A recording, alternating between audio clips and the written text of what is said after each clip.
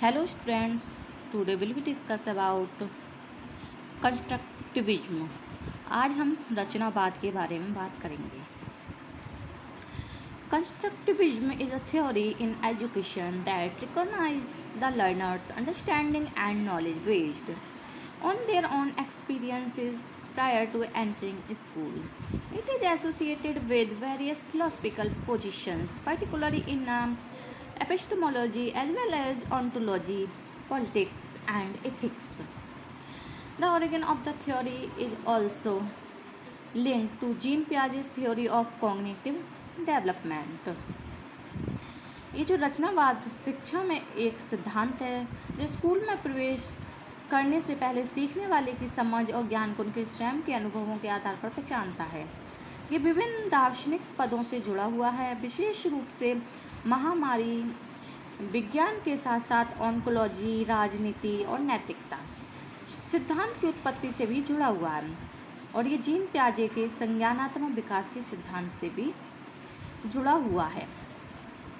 ये क्या है? एक लर्निंग सिद्धांत एक ऐसा दर्शन है जो छात्रों की तार्किक और वैचारिक वृद्धि को बढ़ाता है। रचनावाद सीखने के सिद्धांत के भीतर अंतर्निहित अवधारणा वह भूमिका है जो छात्र शिक्षा में आसपास के वातावरण, खेल के साथ अनुभव या संबंध रखते हैं।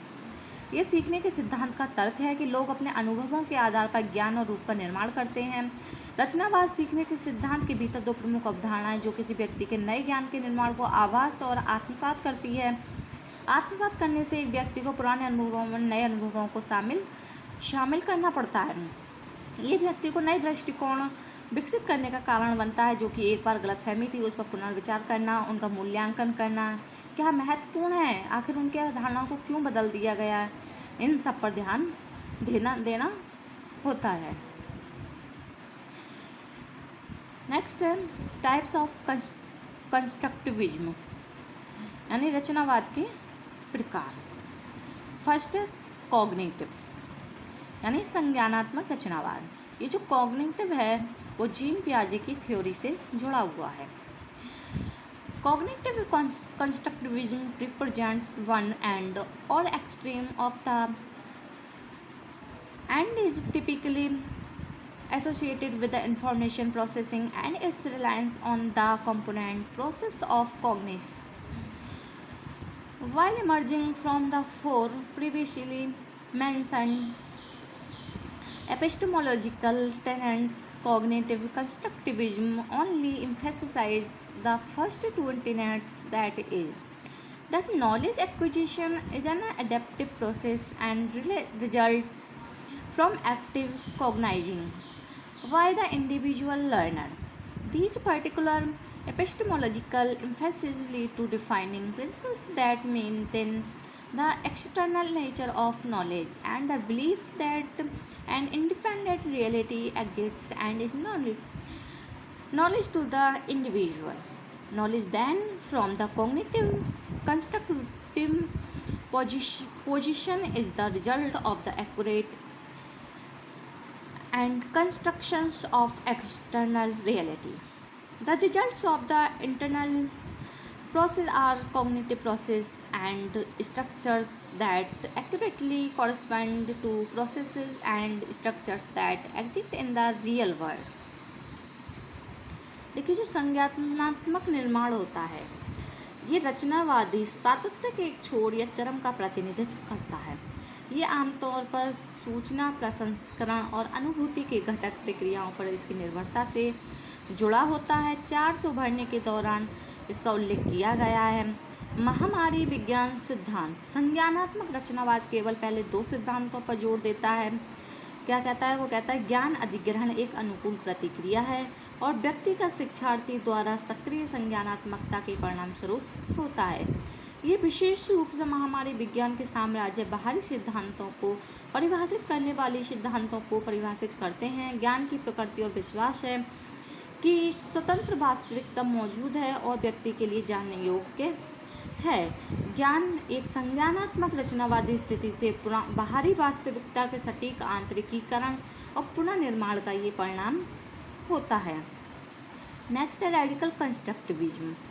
Radical constructivism represents the opposite of the Continuum from the cognitive constructivism. Radical constructivism fully embraces the first three epistemological tenets, that is, that knowledge acquisition is an adaptive process that results from active cognizing by the individual learner, rendering on experimental waste mind, not a mind that reflects some external reality. In addition, there is a current movement within radical constructivism to more fully accept the fourth epistemological tenet, thus recognizing social interaction as a source of knowledge. यह है कट्टरवादी रचनावाद। कट्टरवादी रचनावाद संज्ञात्मक रचनावाद से लेकर रचनाकार निरंतरता के विपरीत छोर का प्रतिनिधित्व करता है।